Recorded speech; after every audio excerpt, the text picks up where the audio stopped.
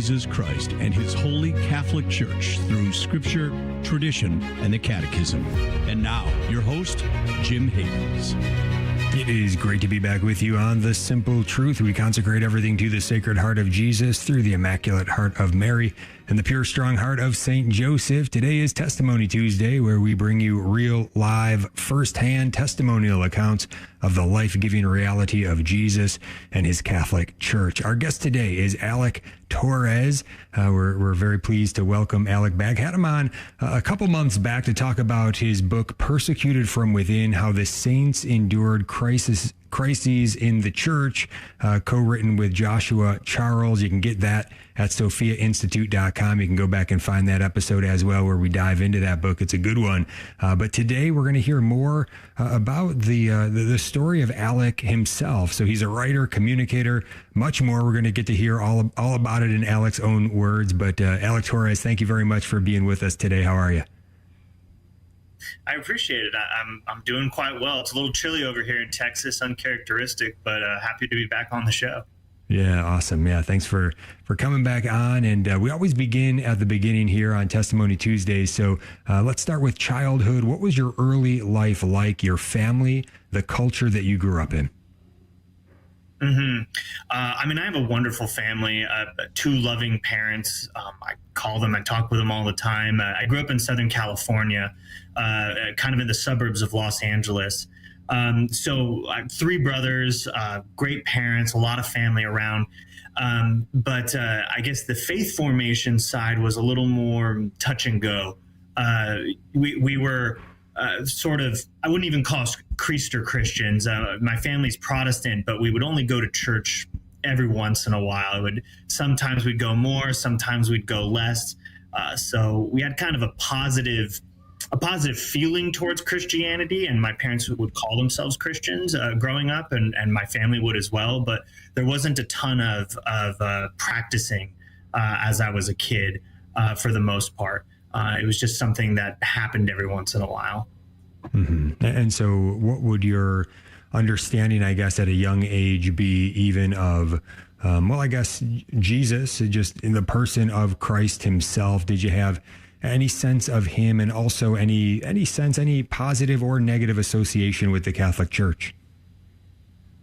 The answer to the first question, so something changed in my life. I think it was around the fourth grade. I was a shy kid and didn't have a ton of friends, but there was another shy kid who didn't have a ton of friends and came up and played with me on the playground and invited me to his youth group and something called Awana, which in the Protestant world, it's kind of like a Boy Scouts for Bible study and for Protestant Christian kids. So he invited me to that, and this was my first time getting any sort of formal education in Christianity. Memorize Bible verses and listen to Bible stories and things like that. So I heard a lot about Jesus then, and as much as one can when you're a kid, started to have a relationship with him. In terms of Catholicism, it was almost a non-entity for me growing up. I didn't grow up in a very Catholic area. There were maybe two Catholic churches I can think of, and one of them was for the Hispanic population in town, so it was all in Spanish, and the other one was on the opposite side of town. I never even saw it. Really. So it wasn't something I considered or thought about too much. Maybe as I got older and I started to understand doctrines of the faith a little bit more, I'd learn things like Catholics are those weird ones who will pray to saints instead of to God, and who will baptize their babies instead of, when you accept Christ, and things like that. But so I guess I'd say for Catholicism, it was mildly negative, but for the most part, kind of just something I didn't think about. Mm-hmm. Sure. Yeah, that makes sense. And so, yeah, you mentioned maybe what can be seen as the weird Catholics that are baptizing their babies. And that was the thought I was going to ask you about. There are some Protestant faith communities that do baptize early on, but I'm guessing that was not anything that you would have encountered. So we always want to try to follow the sacramental graces. So you would not have been baptized early on. So no valid baptism there, but a life of prayer beginning there when you're talking about in fourth grade and that youth group, and so that starts to grow a bit. What happened from there? What happened next? Well, I would say that the sacraments, without me understanding it, they did come in. It was in, I think it was junior high then by that time that I did decide to get baptized. And I remember it very well. It was through the church that I was going through at youth group, but at the location of my parents' church, this big, massive complex up on a hill, a real mega church, but they had this baptismal area sort of outside. So it was a full immersion baptism. And I remember doing that and looking back on it. At the time, I really just thought it was an outward sign of some sort of inward reality. And now I can see that it really was a change. It was graces being poured out upon me through that sacrament. So there was that, and something I didn't mention was right off the bat, and this is another thing I didn't take any account of at the time. My birthday is September 8th, which is Our Lady's birthday. So in a way, as these seeds were kind of sitting there, and of course I had free will in all of this, but at the same time, between having a little bit of a special connection to Our Lady, where we're celebrating our birthdays on the same day, and then this baptism that I had, some of my brothers later got baptized, but for the most part, growing up, I was the only one of my siblings who was baptized. It did change my trajectory compared to the rest of my family. I started to become much more devotional. I would read my Bible. I would pray more. I started to practice the faith more, much more actively than other members of my family, at least through maybe midway through high school. Wow, thanks be to God. We're talking with Alec Torres here. He is the author of Persecuted from Within, How the Saints Endured Crises in the Church, sharing a little bit of his story with us today. You can get that book, by the way, at sophiainstitute.com. So then you start going down a different way. Now, how did that work out in terms of your peers? And yeah, you mentioned different than the way your family was going down. Anything further you can share about that as maybe that different way that you're going would kind of separate you from others in some way? Well, it was very supported by my parents for sure. In a way, I think they wish all of us, all my brothers would have been going to youth group and participating in church more. But at the same time, you're trying to follow the lead of your parents. You can't expect kids to lead on this. I really do find a lot of it came from this friend of mine who was helping me along the way. So in terms of my family, it was very good. And then I grew up in a rather conservative suburb in Los Angeles, and nobody thought anything weird of it. A lot of my friends were Christian too. So socially, it was all well supported. I mean, there was even a Bible study at my high school that I was a part of and things like that. The conflict actually came much more internally, where early on in high school into midway through high school, essentially, I started falling into sin, and concupiscence came, and my faith life was not as firmly rooted as one would imagine or one would hope. So coupled with that, I started engaging in sin and either realizing I didn't want to stop myself or felt like I couldn't stop myself. And because I also had a lot of bad theology, honestly, that was helping to lead me astray. The church that I was a part of had taught the principle of once saved, always saved. So, if you were a Christian, then you were a Christian, and that was that. And it was difficult for me to square that with my experiences. So I was thinking, how could I be a Christian but be committing sins and starting to like it and wanting to do it more? How can I square those two things together? So, doing my own personal Bible reading, I sort of came to the conclusion, I must have not ever really been a Christian. Maybe I never really was one. So I didn't have anything against the Christian faith. I was never angry at God or Jesus. I always in a way, I always even wanted to be a Christian. I just thought for some reason I wasn't anymore. And it was a very nefarious way for Satan to get in there and start separating me from the life of devotion that I have. And all of a sudden they started falling off. I stopped going to church. I stopped going to youth group. I stopped reading the Bible. I stopped praying, and all those things. By the time I went to college, I was essentially, a pro-Christian but secular person. I didn't live my life like a Christian at all because I didn't think I was one. Yeah, I think what you're putting forward there, Alec, is relatable to many people, whether it's in their background or whether it's something they're dealing with right now. And so I know folks are listening and they want to know how that began to resolve itself. Was there a big moment, anything that took place that kind of helped you to understand what was actually happening and how to get things right? Mm-hmm. Well, there was no big moment, and gotta love St. Paul and things like that, being knocked off the horse. But I've always found, for me, it's something that it's been gradual over time and developing. So I can hear some music, so I don't know if that means Sure. we're going out, but I can sort of trace the story about how this gradually developed in ways that were really imperceptible to me at the time. Only now I can look back and go, oh my gosh, God was there the whole time working it out. Absolutely. Yes. Alec Torres is with us. Again, the book Persecuted from Within, How the Saints Endured Crises in the Church. You can get it at sophiainstitute.com. Alec is good enough to be sharing some of his story with us today.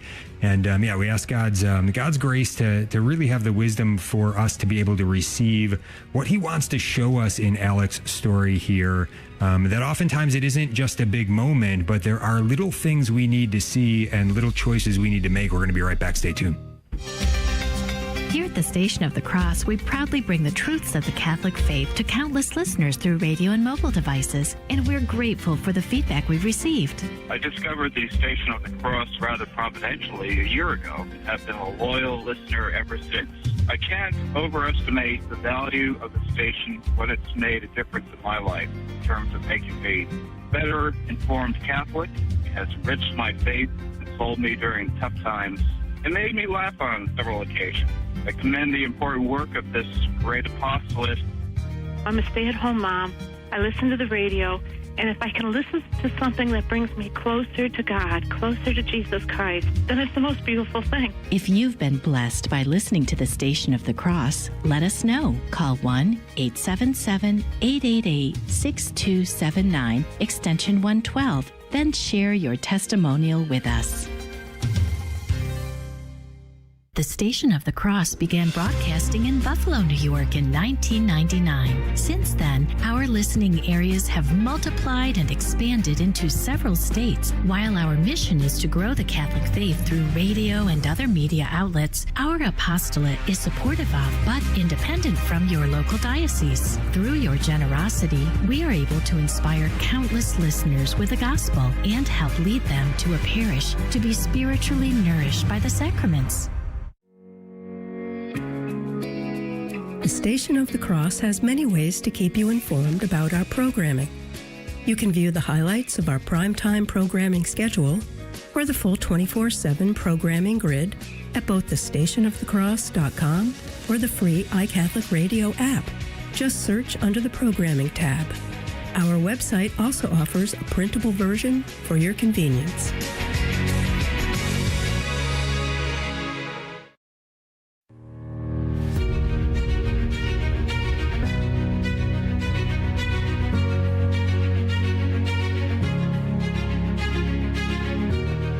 To the Simple Truth. Jim Havens here with our guest today on this Testimony Tuesday, Alec Torres.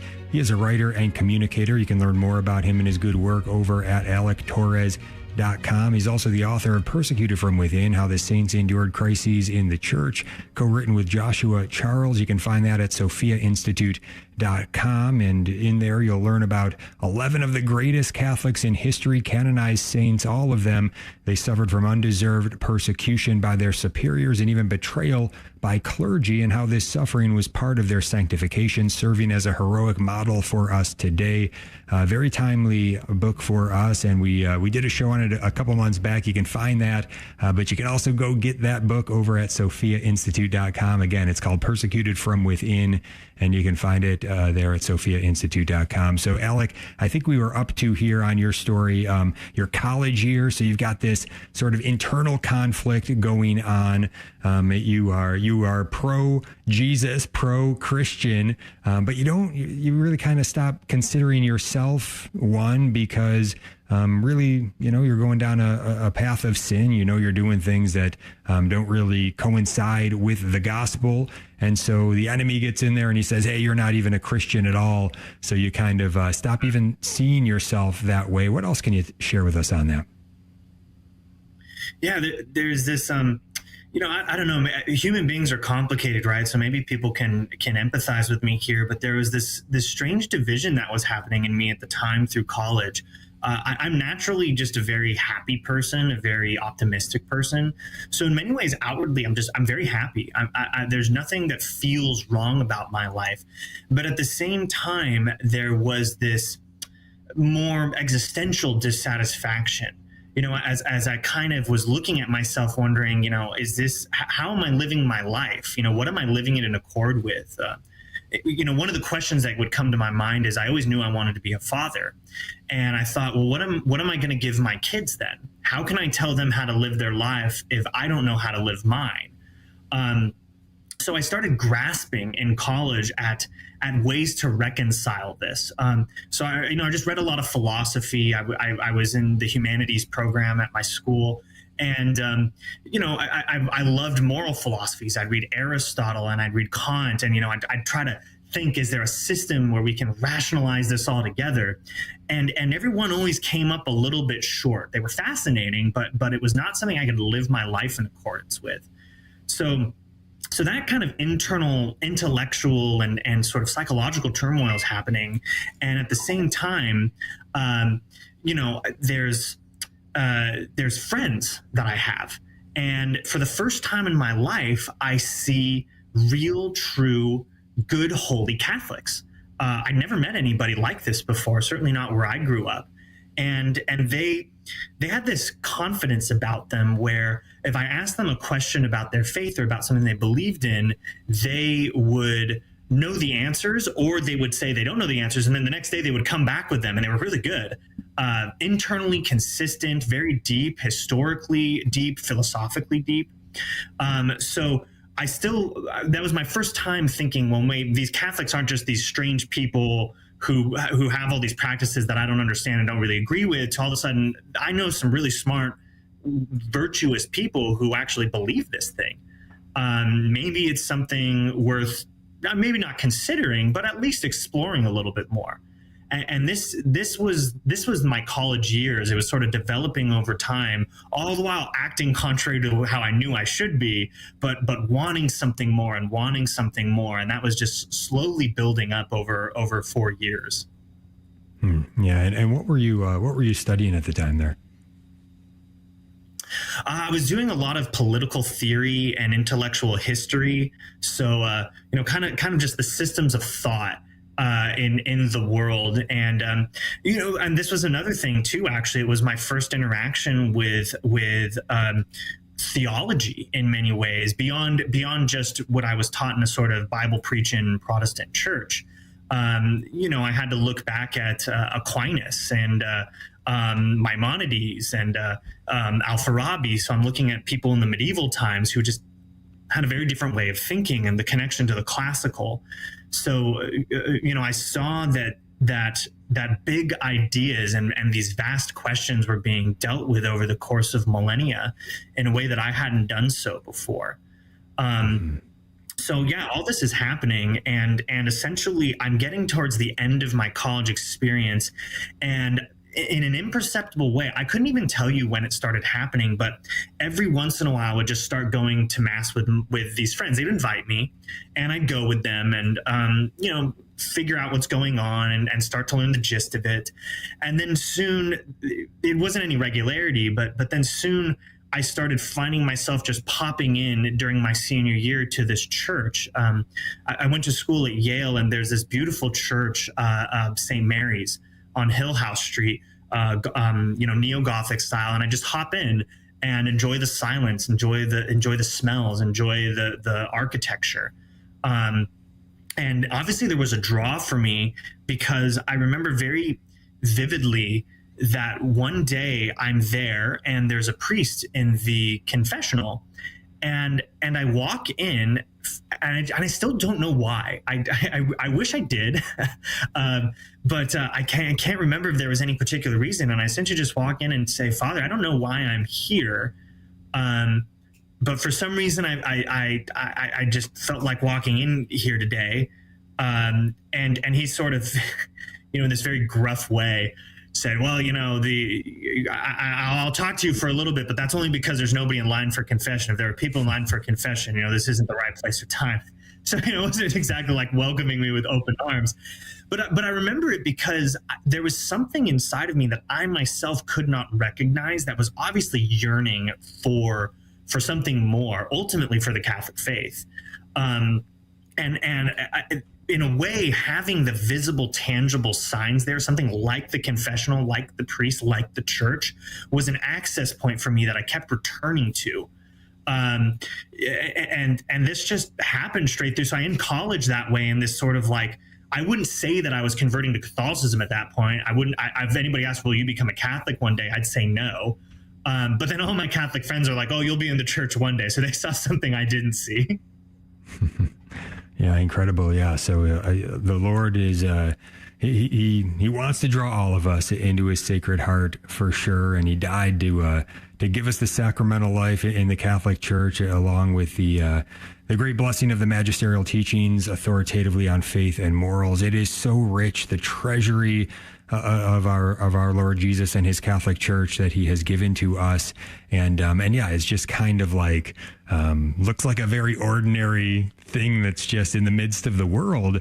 But when you walk into a church sometime, when you draw a little bit closer to our Lord in that tabernacle, in the Holy Eucharist, or in that priest, in the confessional, the Lord is moving in those moments. And so, yeah, what a beautiful story you recount there. Certainly he was moving in your heart in that time, and in ways that, yeah, you're not even really very much aware of, certainly not fully aware of, but you can detect something's going on there. And so from that, I guess I want to ask you this, back to kind of that internal conflict that you shared from when you were even in junior high going forward, where it's, there was a pull towards Jesus and Christianity, and yet you kind of walked away because you said, well, I'm going to go the way of doing these sins, which is not really what a Christian would do. So therefore, I'm gonna keep going down this road of sin. Obviously, it doesn't seem like the sins that you were committing were in any way affecting your ability to really be a scholar. I mean, you're at Yale, you're doing great things by all accounts there. What do you think it was, though, that continued, I guess, within to keep you pondering, instead of just thinking about, yeah, everything's going wonderful, everything's going great, I'm a happy guy? What do you think kept drawing you back, sort of, to that little tug, that little drawing of the Lord? There's no one thing I would say. I certainly think that the sacramental grace of baptism helped. Mm-hmm. I also think my family, my upbringing helped a lot. I mean, they raised me to want to be a good and honorable man. And we can debate what those concepts would be, or, how much they might have been influenced culturally by our time and this nation and things like that. But I knew that to be the type of person I wanted to be, and I have a drive in me to want to be somebody, that I couldn't comport myself in a base way, that I had to be striving for something greater, even something perfect. There had to be some sort of heroism there in my life, morally speaking, and that was beautiful to me in some way. So there was always this tension, no matter how much the sin would drag me away from it. There was that dissatisfaction where I could always tell I wasn't pleased with myself, and on top of it, it never satisfied. I mean, it's very, very true. It's Satan offers lies, right? It's this immediate satisfaction. It's like eating sugar. You know, you taste it, it's like, oh, it's great, and then you keep eating and eating and eating, and then you get sick. So, you know, it's not like I hit a rock bottom point, but there was the recognition that life, if life was really just, let's just hit the pleasure sensors and indulge in our sins and our concupiscence and gain satisfaction from that, this hedonistic idea, then it was a worthless and depressing life to have. And maybe my internal disposition could help me through that better than other people. You know, maybe I wouldn't, commit suicide or something like that, just thinking that all of life was vanity. But I certainly wasn't going to be living a fulfilling life, a life that had any meaning. So in many ways, I wanted to believe that the church was true before I could actually believe that it was. I wanted to be a Christian still, even though I thought that maybe it really wasn't true, or maybe I really wasn't one. And I never quite figured it out, if I fully rejected it or if I just didn't think that I was one. It was that tension that was always there.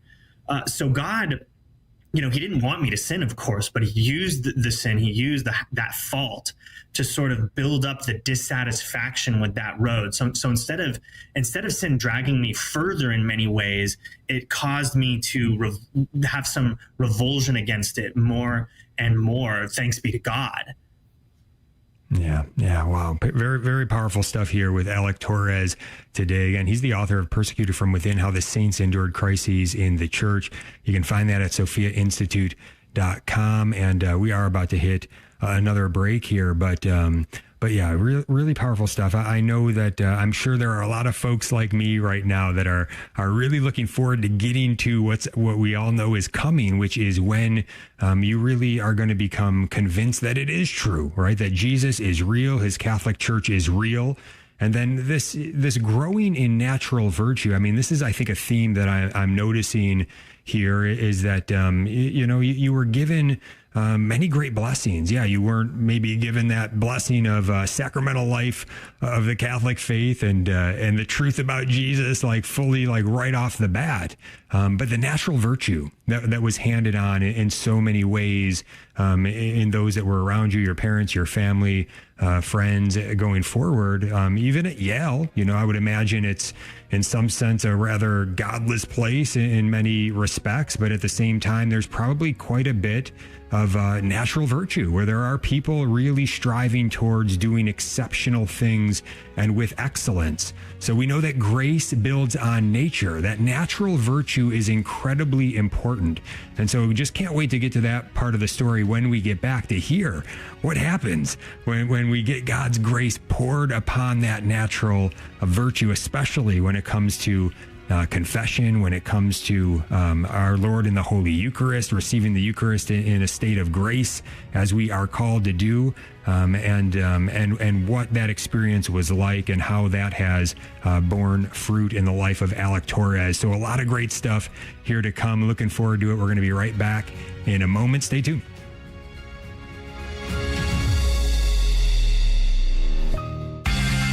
Atheists assert the only real form of knowledge is scientific knowledge, thus excluding any sort of religious knowledge, whether philosophical or theological. Such a belief is called scientism, and it's unreasonable for two reasons. First, it's self-refuting. Its truth cannot be verified by the scientific method. It's a metaphysical proposition, and as such, is not scientific knowledge. But if science can't verify the truth of scientism, well then, scientism itself cannot be a legitimate form of knowledge, in which case, it's self-refuting. Moreover, scientism undermines science as a rational form of inquiry, because it denies presupposed philosophical assumptions that are necessary to even do science, such as there's an external world outside the minds of scientists. So, to reject God's existence on the grounds that it's not scientific knowledge is simply unreasonable. I'm Carlo Broussard with a ready reason for Catholic Answers, Catholic.com. Hear a powerful sermon you need to share with a loved one? Maybe there's a guest, prayer, or teaching segment that deserves another listen. You can listen to any of our network-produced programs at your convenience by finding us wherever you enjoy podcasts: Apple Podcasts, Spotify, Google Podcasts, Podbean, and the free iCatholic Radio app. Be uplifted in your faith. Listen today at thestationofthecross.com or on your favorite podcasting platform. Hi, Joe McLean here, host of A Catholic Take, heard on the Station of the Cross each weekday morning at 7 a.m. Eastern. A bold synthesis of information and inspiration, keeping you up to date on the news and issues that you may have missed from a courageous Catholic perspective. That's A Catholic Take, weekday morning, 7 a.m. right here on the Station of the Cross and the free iCatholic Radio mobile app. Download it today. God love you.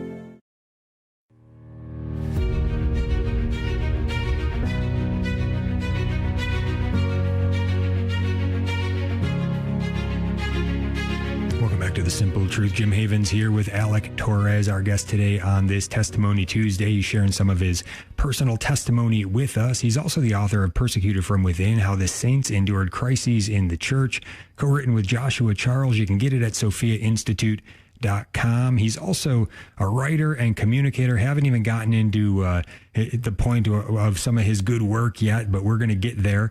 But he's also co-founder and president of Allograph, a writing, communications, and design firm. You can learn more about that going over to his website, alectorres.com. But Alec, please continue on. Fascinating story that you're sharing with us. Oh, thank you. So there's a couple things that were happening really as I turned from the end of college into my, working life. One, on an intellectual level, I became convinced over a lot of these conversations with these classmates I had at Yale that if Christianity were true, then it had to be the Catholic Church. And just looking at it historically, their interpretations of the Bible, everything fit together. The questions that I had as a kid, or that I didn't even know I had as a kid, all seemed to fit together. But that wasn't enough for me to have faith yet. I would say, too, you did mention, that Yale's a godless place, but there's good people. And that's true in many ways. I'd be afraid to send my own kid there, but it's some of the holiest people I've ever met were right there at that school, guiding me along this path. So intellectually, I was having my leanings there. And then at the same time, I met this wonderful woman during my senior year. She ended up becoming my wife. She's Protestant. She's an evangelical. And at the time I was, nothing. I wouldn't have called myself a Christian. But because she has just been a lifelong Christian and is a very holy and pure and wonderful woman, I could see the dichotomy between what I wanted to be and who I was right in front of me in comparison to her. And I knew that there was no way somebody like that would stick around with somebody like me, much less marry somebody like me, if I didn't clean up my act and become the person that I really wanted to be, but for some reason felt like I couldn't. So I have this natural push to want to be better. Intellectually, I'm starting to ascend to the faith. But I couldn't make that jump yet. This is where if you give God just this tiny mustard seed of faith that he can make it grow into something beautiful. Long story short, I moved to New York City for my first job. I'm working at a magazine. I started going to this parish that's right around the corner from the apartment that I found. It was easy. I had started kind of, like I said, going in and out of masses, and I figured it's so close. I can go to the last mass on Sundays and experience it. The parish was, it wasn't exactly a place that it would seem like I would fit in. The priest knew that I was new there, for example, just because I was wearing a collared shirt on the day I showed up, and none of the other parishioners were. So, culturally, we were not really on the same page. But the priest, the people there were very kind, and the priest in particular, he's just a wonderful man. His name's Father Tom Foyola, and it was Our Lady of Sorrows in the Lower East Side of New York City. So he announces that there's an RCIA program, and and I decided to go. But I told him explicitly, I said, I'm not here to convert. I'm not going to be confirmed. I've already been baptized. I'm not going to be confirmed. I just want to see what this is all about. Hear what you're teaching. And this is no knock on him or the RCIA programs, but ultimately I didn't actually learn anything from going to RCIA. Because I had so many wonderful conversations with these extremely intelligent Catholics before. So all these questions that were being brought up and doctrines I'd already learned about. But God still used that, because we got to the end and we're approaching the Easter Vigil 2014. And Father Tom said, okay, Alec, for the Easter Vigil, you'll sit up here, in the front row on the right-hand side. And, you've already been baptized, so you'll just come up for confirmation, and here's how it'll all work. And I said, hold on a second, Father. I told you in the beginning here that I wasn't converting. What makes you think I'm going to confirmation? And he said, well, I mean, you were the only person in the whole RCIA program who showed up to every single class. You asked the most questions. You seemed the most interested. It just seemed natural that you would. I'm not going to make you, but it's here it is on the table for you. And I remember going back to my apartment and kind of thinking to myself, well, if this is true, if Catholicism is true, and I'm not yet convinced, and I still have these problems with it, and there's some parts of the faith that I don't really want to live by or struggle with, saints and, Mary and relics, and there's just stuff that it's kind of sits odd with me.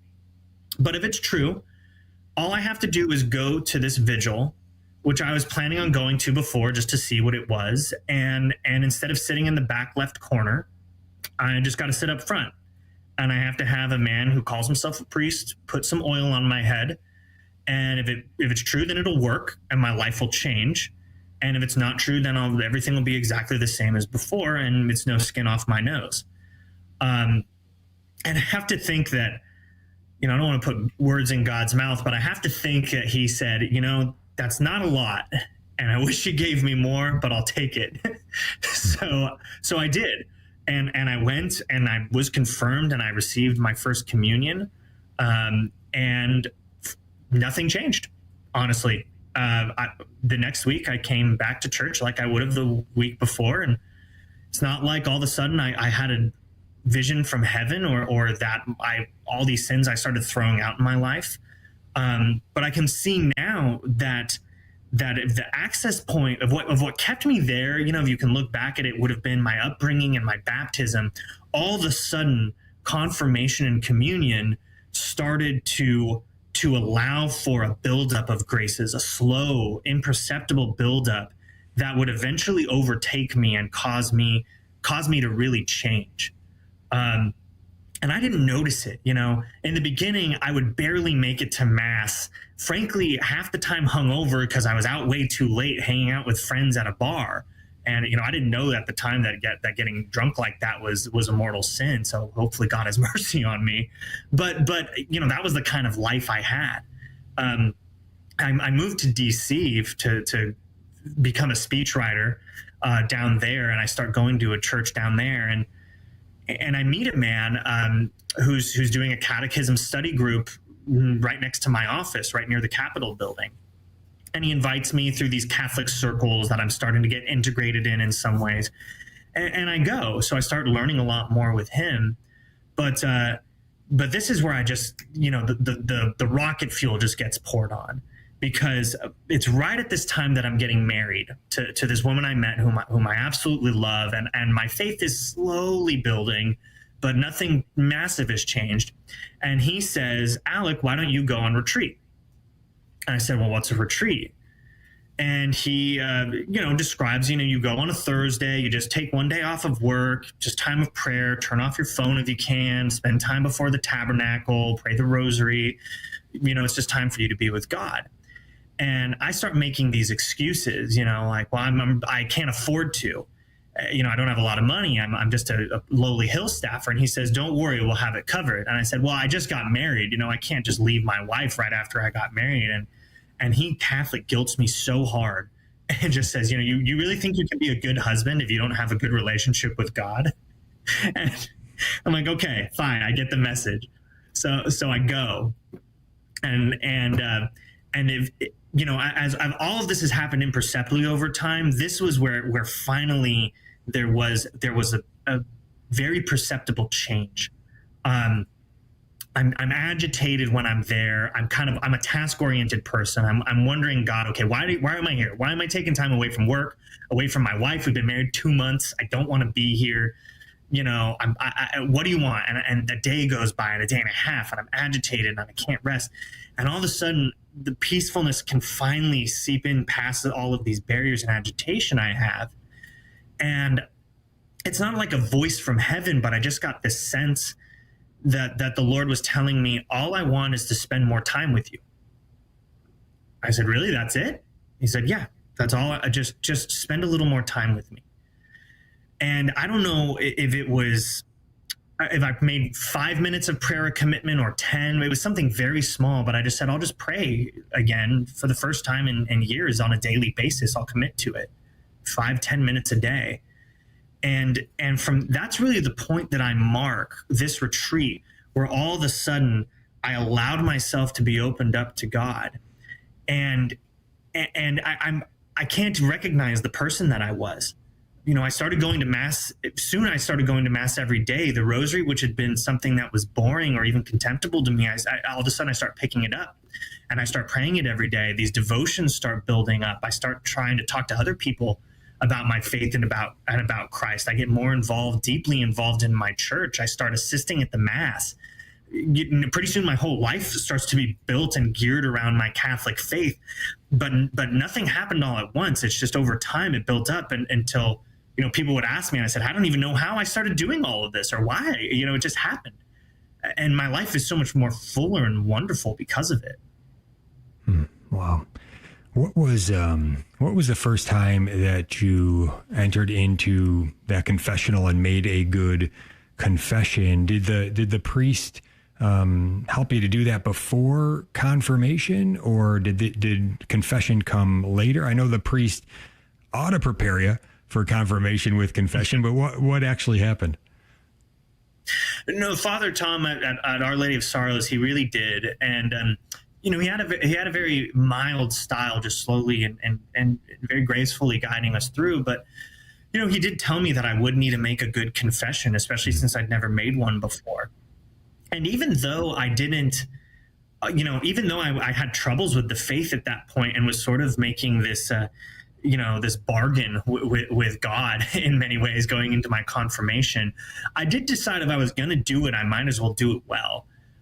So I tried my best to examine my conscience as fully as I could, as far back as I could. And, at that point, 22, 21, however many years long into my life it was, I can't put numbers on these things, but I just started going through it. And that first confession took a long time. It wasn't a 2-3 minute ordeal. Going through it all. And Father Tom sat there and listened, and he didn't offer advice at that point or tell me to start knocking out sins or anything like that, but he did absolve me. And like with so many things, there wasn't a perceptible change in me, but I recognize now that I have to trust Jesus, and that when he said those words, I absolve you from your sins, that it truly did happen. Which could take that tiny act of faith that I was willing to give to God, but it was a tiny act of faith from a soul that had been made pure, even if I couldn't tell at the time. So yeah, the sacraments, my goodness, they were working. They were working, and I had no idea. Wow. And what anything that you can share in terms of the response of your wife with you coming back from this retreat and going forward from there? What was she to make of this guy that seemed to be turning some things around in a good way, but all this Catholic stuff involved in it? What was her thought on it? Well, when I told her when we were still dating that I was going to be converting to the Catholic Church, joining the Catholic Church, along with that, I told her that I was not going to be. I would never become a Protestant. At that point, I was a Protestant. I recognized that I couldn't believe that anymore. There were too many errors I saw in it, and I didn't think that it was the true church. So, I think that was a lot harder for her than anything else. But she did support me in it. And even to this day, I mean, she comes with me to mass every Sunday, and I go with her to her church every Sunday as well.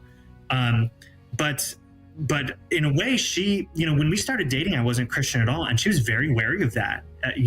She did not like that and almost broke up with me right off the bat, and something stayed her. So, the transformation that I had, especially in just my practices of faith and trying to be a good husband and eventually a good father, it's borne fruit, and it's made our marriage better. And I think she's happy with it ultimately, I would hope. Awesome. Yeah. Well, God is, he's here loving us in this moment. I want to encourage everybody during this break, maybe take a moment, turn your heart and mind to him. If there's a lot of sin, a lot of serious sin weighing you down, that's going to make it harder. But just say, God, help me. I'm sorry for my sins. Show me your love. We're going to be right back. Stay tuned. This is Life News Radio. I'm Jim Anderson. President Trump has taken the Iowa caucus with over 50% support over all other Republican candidates. One other candidate who took 7%, Vivek Ramaswamy, dropped out of the race and endorsed Mr. Trump. A Biden-Trump face-off in November would provide a strong contrast on the issue of abortion. 5 U.S. senators are challenging White House moves that would compel Christian parents who adopt to support alternative gender ideation and force states to adopt extreme gender ideology in their placement decisions. One foster mom is already challenging Oregon for denying her adoption of her foster children unless she accepts things contrary to her faith. This is Life News Radio. A culture of life has a rarely mentioned but very formidable enemy. Pornography is material that deceives its consumers into thinking that they possess beauty, while the reality is they are possessed by a lie. The first step may be to talk openly with your pastor or confessor, reject the lie, and recognize that a culture of life relies upon you. New data from the CDC shows more children living in two-parent families, the trend covering 2 decades now, counters mainstream media contentions that a decline in two-parent families is supposed to be inevitable. Texas is justly bragging over the number of women its Thriving Texas Families program is serving. After a state ban on abortion, the help for mothers marginalized by pregnancy continues booming. And Governor Kristi Noem of South Dakota is declaring election year 2024 Freedom for Life year. South Dakota has the highest U.S. birth rate. For pro-life headlines delivered to your email address daily, sign up at lifenews.com. This has been Life News Radio.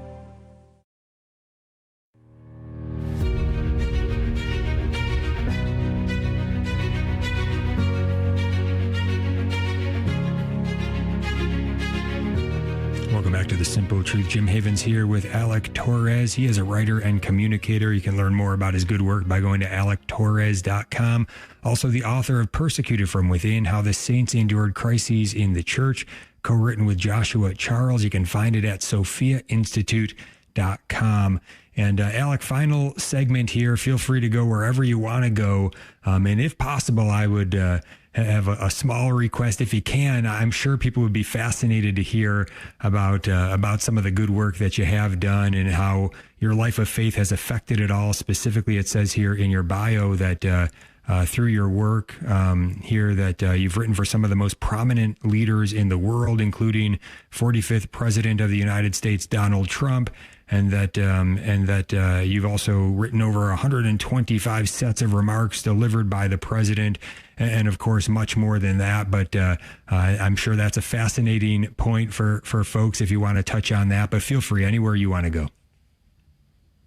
Well, thank you. I would say that I got to give a shout out to Opus Dei here. Actually, that retreat I went on, that first retreat I went on, was an Opus Dei retreat. And they have a particular, mission to work with professionals, people in the professional sphere. And it helped shape my own approach to have professional excellence, coinciding with my life of faith, and really my life of faith undergirding every single thing I do. Not some sort of prosperity gospel way that you're guaranteed success, but more that I could commit myself to the working life as a life of prayer. That every assignment that I do is a prayer. So, this is something I found very valuable in Washington, D.C. For one, like Yale, it's a place that's filled with a lot of, kind of godless people, and you can very quickly go the wrong way. But it's filled with very good people too. And on top of that, it's a place that needs professional excellence because we want people to be accomplishing things well there. So, I moved to DC to go work for Kevin McCarthy. He, people know him now. He was the Speaker of the House a little while ago. When I was working for him, he was the Majority Leader of the House. I learned it very quickly that when you're a speechwriter, half of your stuff just gets thrown out. The event gets canceled. The principal decides to not use it. You name it. So a lot of people get crushed by that feeling of their work being wasted, just as an example. But as a Christian, as a Catholic, especially one who understood the nature of my work, I could still offer that to God as a prayer each and every single day, and know that the works that I had that were unseen by people, perhaps those were even more grace-filled than those that made some impact on the world stage. So yes, my Catholic faith had kind of grew with my career, and praise the Lord too, or else I don't know why God decided to send me along these paths and eventually lead me to the White House. I think I would have gotten way too big a head on my shoulders if I wasn't a Catholic here. That having the humility driven in me time and again. But like in so many other locations at the White House too, I found Catholics, good Catholics. Half the speechwriting shop was these faithful Catholics. You'd see them at daily mass. I remember right before COVID, we had a mass for Ash Wednesday in 2020, and the room, hundreds of seats, was completely filled on the White House campus with Trump administration staffers, going to mass. So, in a strange way, DC actually ended up being a phenomenal place to grow in my faith.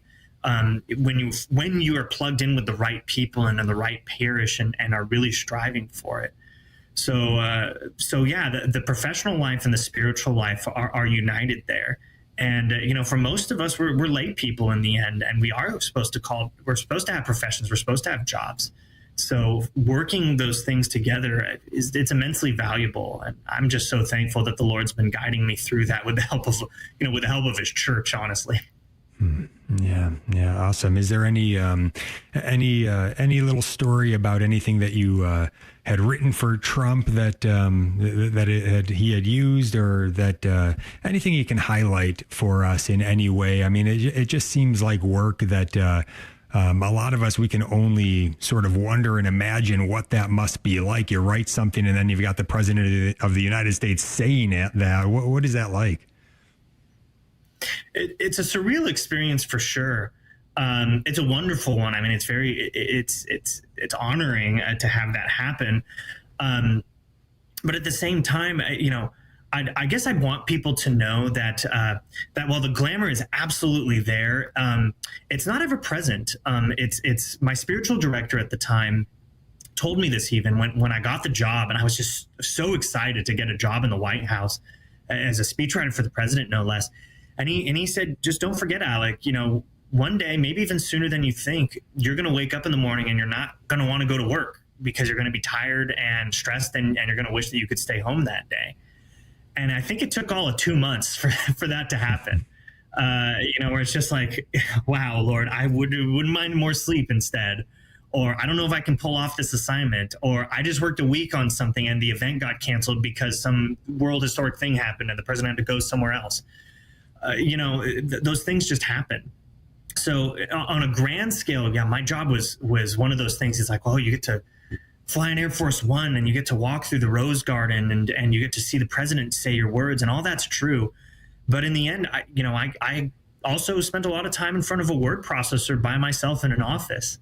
My theory about it has always been that I've asked the Lord that if he wanted to make me just a janitor, an honorable job cleaning up other people's messes, that I would be just as happy in that work as I would, walking around in the White House. Because every single person I saw who tried to gain their worth by their job, or by the title that they had on their business card. None of them were ever happy with it, because there was always somebody who had a more impressive title and a better job, or was in the White House longer, or you name it. You can just continue it all the way up the line. You could be president of the United States, and there's always going to be some bigger president or world leader of more historical significance out there. So, I love the job. I wish I could go back and do it again if it wasn't, if it didn't suck my life away such that I couldn't be a good dad. But you do have to put it into perspective. In the end, it is just a job. Mm-hmm. Yeah, well said. And let's if you wouldn't mind closing, I guess, on two quick questions. One would be just wondering, there must be a chapel in the White House, would be my guess. Is there a Catholic chapel? Is there a place for Mass? Is there a tabernacle with the Eucharist in the White House? That would be awesome. And then also, I know you mentioned you share a birthday with our Blessed Mother Mary. Anything you want to say about just her and the life of faith that you live going forward? Mm-hmm. Well, unfortunately, no, there's not a tabernacle in the White House, which would be awesome, but it was not the case. We would have Mass sometimes in the White House grounds with a visiting priest. But Opus Dei ran a center, the Catholic Information Center in downtown D.C., that is the closest tabernacle to the White House. So that you can walk to from the White House in 5 minutes or less. So a lot of staffers would go over there for daily Mass because it was so close and convenient. They really did a lot of good ministry work there for the people working, hours and hours, day and night in that building. In terms of Our Lady, I mean, well, let's just say that the book that Josh Charles and I wrote, we dedicated it to her. I didn't have much of a relationship with her in the beginning. I had an aversion to the rosary, and now I love her to death. I mean, she's been watching over me when I had no care for her whatsoever, and I've been able to tell. It's not even stories or particular moments. I could just see her motherly affection for me, guiding me along so slowly. And as it says in the Gospels, my soul magnifies the Lord, and she's been the one who's magnified the Lord for me and helped me to understand Him much more profoundly than I ever would. So, I got to the point now where I'm a Catholic convert who ended up writing a book out of love for the Church, to want to help my fellow Catholics to deal with the crisis that we're in. I would have never imagined that would happen, and I don't think that happens without the help of Our Lady. Yes. Yeah. Thanks be to God. Thank you, Blessed Queen Mother Mary. All you holy saints and holy angels, pray for us. What a great blessing to hear some of Alec Torres' story here today. Also, go get the book, Persecuted from Within, How the Saints Endured Crises in the Church. Again, we did that show a couple months back. You can watch that, but go ahead and get that book. I think you'll find it very helpful in our time. SophiaInstitute.com, SophiaInstitute.com. God bless you.